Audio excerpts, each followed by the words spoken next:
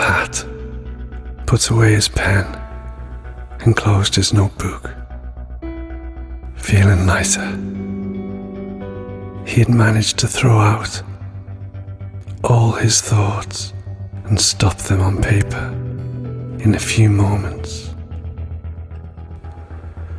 In a painful and liberating act. In a certain sense, he was beginning to become aware of his condition, fearlessly writing down every single thought, meant to build a memory, starting almost from scratch. It was a beginning. Cogito, ergo, sum. I write, ergo, I live.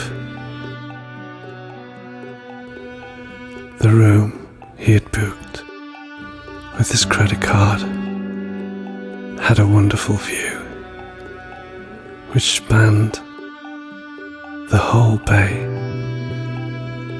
It was communicating with Cassandra's, and he could hear the loud sound of the TV that she had turned on, with the hope, perhaps, of gathering some important information.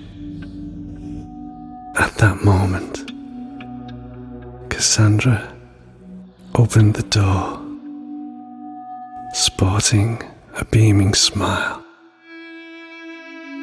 We must get ready for the big night,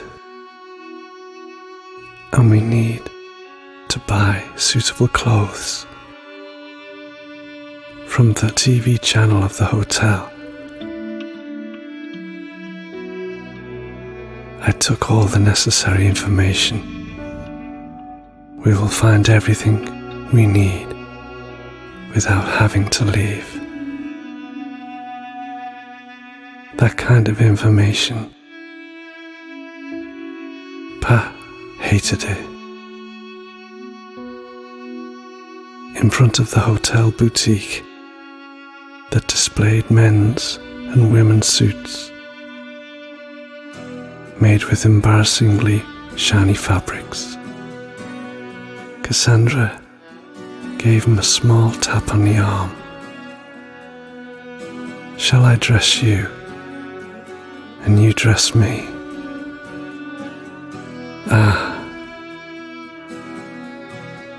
Fetishism, which obviously afflicts my soul in whatever dimension I am, Pat told himself, having the almost physical and now familiar feeling that Cassandra had already understood his weaknesses. Cassandra, whatever you wear, you will look like a goddess. You will be ethereal in a sea of banal gin and tonics. I love uncertainty in all its forms, but there is no way round that fact. There are lost souls in this world, but they will be found when they see you dressed up and smiling. They will see someone who is undestroyed. A woman like you is healing just by being in this space. And as for me, it is definitely better you dress me, as I am utterly oblivious to the room. Just find me a corner with lovely exhibitionist edges, somewhere where the harmonics just melt into the general noise. Cassandra sighed. Then they walked into the shop. whispered in Cassandra's ear. This is like a drug den of colour, a kaleidoscope of one-stop motorway services, a salt and pepper of techno music, the colours of porn. The colours are not cerebral. The colours are neon and gold instinct. Don't stop till you get enough energy. Whatever you wear, you will look fabulous. There must be a line in the Bible somewhere. It belongs to you. You changed the water into wine. Never forget that. With re-energized ego, Cassandra tried on a beautiful pink, loose-fitting trouser suit. The jacket fell against her thighs, and the arms went over her hands. There was only one button on the jacket, and the lapels were quite big. Jackpot. Then Cassandra tried on a black dress with a big orange stripe that moved vertically from her left arm to the top of her right thigh. It was heaven. And again, she tried on a simple black suit. The material was relaxed and modern, and the trousers were simple and loose-fitting. Cassandra also wore a lovely white cotton shirt. There was a Mondrian tie there, with beautiful oranges, reds, yellows and whites, and that just topped the outfit perfectly. Again, Nirvana. Finally, she tried on a purple and white linen suit. She didn't like it. She was wrong. But disagreements are interesting coordinates, not breaking points. So they moved on to the next. Cassandra tried on a white and black dress that looked like an artwork on her. There were no arms, and the dress was above the knee. There was a black line that went down the center of her body, and it was bordered at the bottom of the dress. The whites on the dress were all slightly different shades, and it was beyond belief perfect for Cassandra. Again, dreams fell. Everything connected. Everything worked. You still haven't told me why you registered me as Cassandra Crown. Where does this come from? It suddenly came to mind, like a revelation. Cassandra is obviously perfect for you, also for the law of opposites. She foretold misfortune. you simply ignore the future. Crown, because at the cinema in front of this hotel, they show the Thomas Crown affair. I would like to go there sometimes. What do you think? Anyway, in the end, you chose well. The dress is the one that suits you best. Cassandra snorted, then took a deep breath. Like two gambling professionals, Pat and Cassandra entered the great slot machine hall. Dean Martin's voice could barely overpower the steady, rhythmic rattle of the slots, accompanying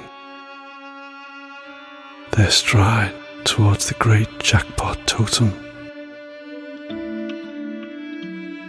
Do you think we could really make 120 million just like that, on the spot?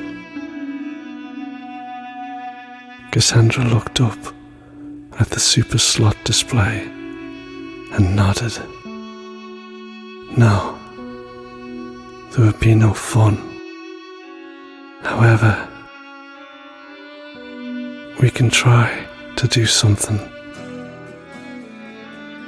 Pat closed his eyes for a moment. Cassandra frightened him, but, hard to admit, she also amused him, made him doubt any certainty, and made him feel certain of all oddity. She took his hand and placed it on the fake Corinthian column that soared uselessly in the center of the room. Are you ready? Together. I don't know what can happen, but I'm dying to try. Pat smiled. Let's do it. And what the fuck? Andy Williams was singing Can't Take My Eyes Off You, and almost rhythmically all the slots began to work in reverse. All the players began to lose their connotations. The colours of objects and people swayed like liquid forces without gravity, and eventually the only element that remained intact in that room was the column. The sound of a piano seemed to accompany the positioning of other figurative elements in that space, now filled only with fluctuating trails of colour. Claire de Lune, Debussy, whispered Pat, visibly excited as the new painting was taking shape.